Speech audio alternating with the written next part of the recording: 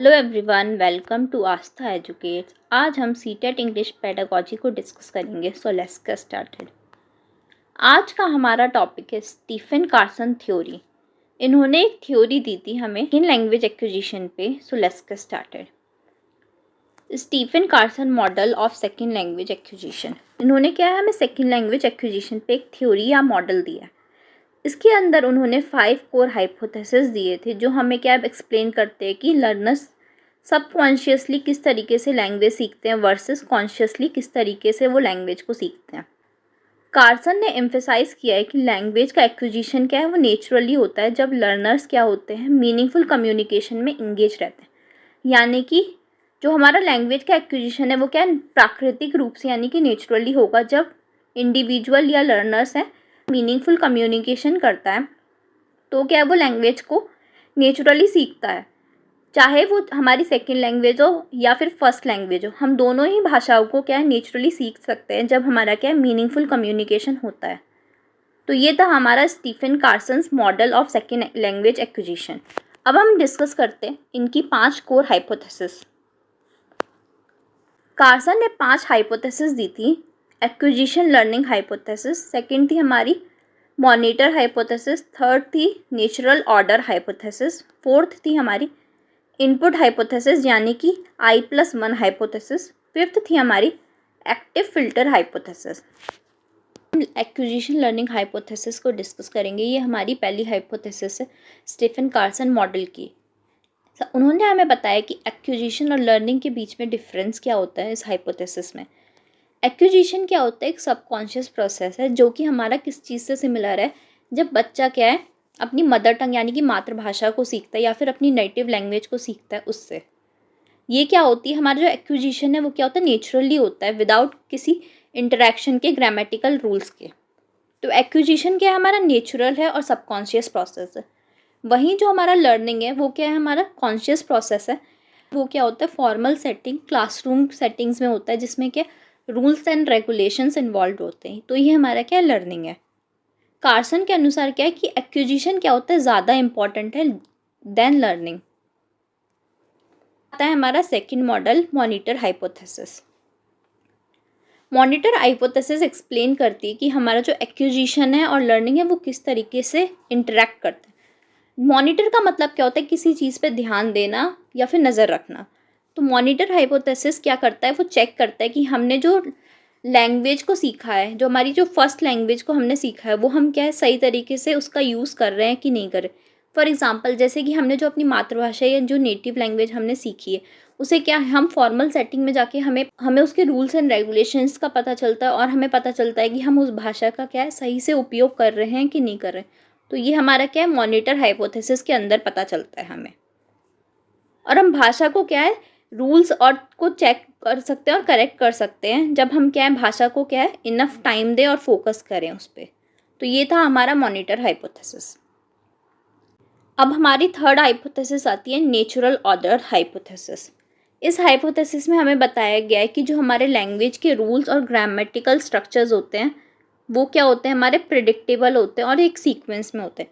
यानी कि जो हमारे रूल्स और स्ट्रक्चर्स हैं उन्हें क्या हम प्रिडिक्ट कर सकते हैं, यानी कि हम उन्हें बता सकते हैं। और एक सीक्वेंस में मतलब एक सर्टेन फ्लो को वो क्या है फॉलो करते हैं।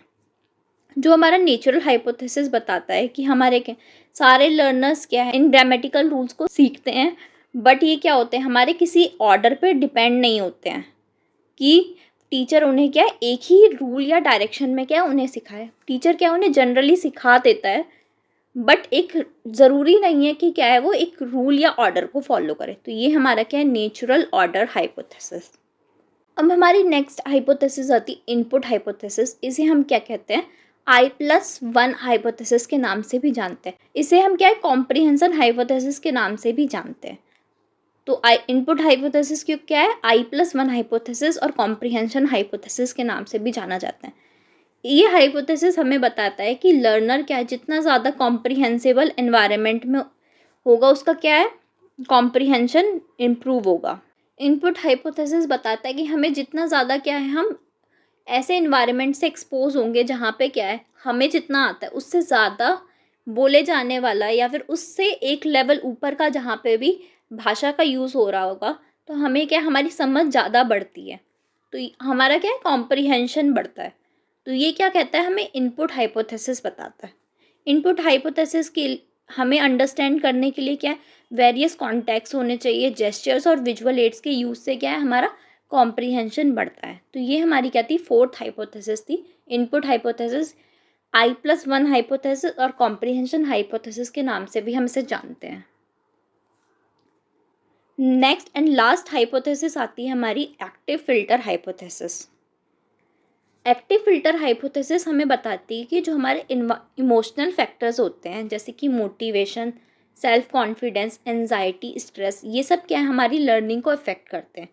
अगर हम क्या है, एक अच्छे इन्वायरमेंट में हो जहाँ पे क्या है, स्ट्रेस कम है, मोटिवेशन ज़्यादा है और एंजाइटी कम है और हमारा सेल्फ कॉन्फिडेंस भी अच्छा है, तो हमारा क्या होगा, लर्निंग बहुत अच्छी होगी। हम क्या है, बहुत जल्दी लैंग्वेज को सीखेंगे। बट अगर सिमिलरली क्या है, अगर हम किसी ऐसे इन्वायरमेंट में हैं जहाँ पे क्या है, हमारा स्ट्रेस ज़्यादा है, एंजाइटी ज़्यादा है और हमारा मोटिवेशन कम है, तो हमारा क्या होगा, वो लर्निंग को क्या है, ब्लॉक करेगा और हमारा क्या प्रिवेंट होगा, हमारा एक्विजिशन प्रिवेंट होगा। तो ये थी हमारी last hypothesis, active filter hypothesis. अब तक हमने क्या है, इस वीडियो में 5 हाइपोथेसिस को डिस्कस किया है। Acquisition learning hypothesis, monitor hypothesis, natural order hypothesis, input hypothesis, I+1 hypothesis भी कहते हैं जिसे हम, और कॉम्प्रिहेंशन हाइपोथेसिस भी कहते हैं। और लास्ट हमारी हाइपोथेसिस इफेक्टिव फिल्टर हाइपोथेसिस। तो ये थी हमारी 5 हाइपोथेसिस स्टीफन कार्सन मॉडल की। अब हम डिस्कस करते हैं इसी से रिलेटेड एक क्वेश्चन। स्टीफन कार्सन फोकस करते हैं on which of the following, comprehension, learning, grammar, fluency. इस वीडियो में बताया है कि जो हमारी इनपुट हाइपोथेसिस है, यानी कि I+1 हाइपोथेसिस, उसे हम क्या है, कॉम्प्रिहेंशन हाइपोथेसिस के नाम से भी जानते हैं। उसमें हमें क्या बताया गया है कि जितना ज़्यादा हम क्या है, किसी चीज़ को क्या है, समझेंगे, उतना ज़्यादा क्या होगा, हमारा कॉम्प्रिहेंशन यानी कि समझ बढ़ेगी। तो हम स्टीफन कार्सन किस पे फोकस करते हैं, कॉम्प्रिहेंशन पे। तो हमारा आंसर क्या होगा, ऑप्शन नंबर ए होगा। अब हम इस वीडियो को यहीं एंड करते हैं। अगर आपको ये वीडियो अच्छा लगा हो तो प्लीज़ इस वीडियो को लाइक करें, शेयर करें and subscribe to my channel. Thank you.